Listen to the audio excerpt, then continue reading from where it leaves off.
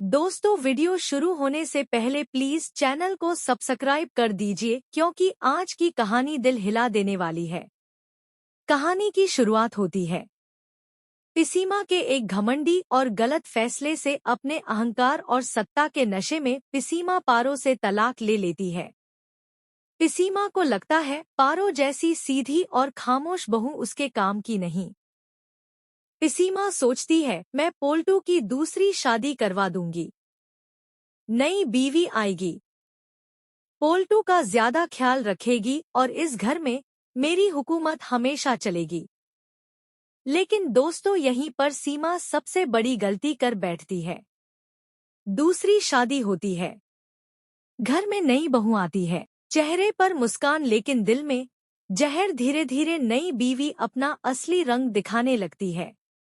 अब जो जुल्म पिसीमा पारो पर करती थी, आज वही जुल्म पिसीमा खुद सह रही होती है। ताने, बेइज्जती और हर दिन अपमान। पोल्टू का क्या? पोल्टू तो अब पूरी तरह अपनी नई बीवी के कंट्रोल में होता है। आंखें बंद, दिमाग बंद, सिर्फ बीवी की बात सही।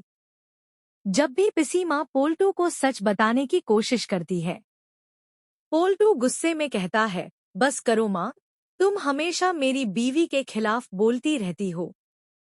हर बार पोल्टू बीवी का ही साथ देता है और पिसीमा अकेली रह जाती है।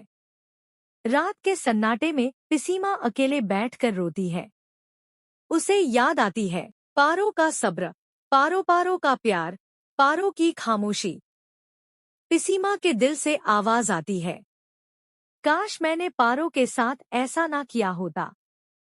एक दिन पिसीमा हिम्मत जुटाकर पारो के पास जाती है, आंखों में आंसू और दिल में पछतावा।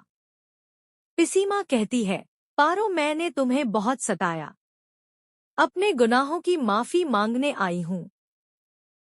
पारो खामोशी से सुनती है, फिर शांत आवाज में कहती है, पिसीमा, मैं तुम्हें माफ तो कर सकती हूँ, लेकिन तुम्हारे साथ कभी नहीं रह सकती। पारो आगे कहती है, मुझे सब याद है, जैसे तुम मुझे हर दिन तंग करती थी, जैसे तुमने मुझे कमजोर समझा। यहीं आता है सबसे बड़ा ट्विस्ट। पोल्टू अब भी अपनी बीवी के जाल में फंसा हुआ है। पिसीमा सच बोले भी तो पोल्टू उस पर यकीन नहीं करता।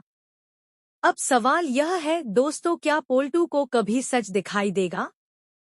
क्या पिसीमा को अपनी गलतियों की पूरी सजा मिलेगी? और क्या पारो फिर कभी पीछे मुड़कर देखेगी? यह कहानी है अहंकार, पछतावे और बदले हुए रिश्तों की। अगर आप जानना चाहते हैं आगे क्या होगा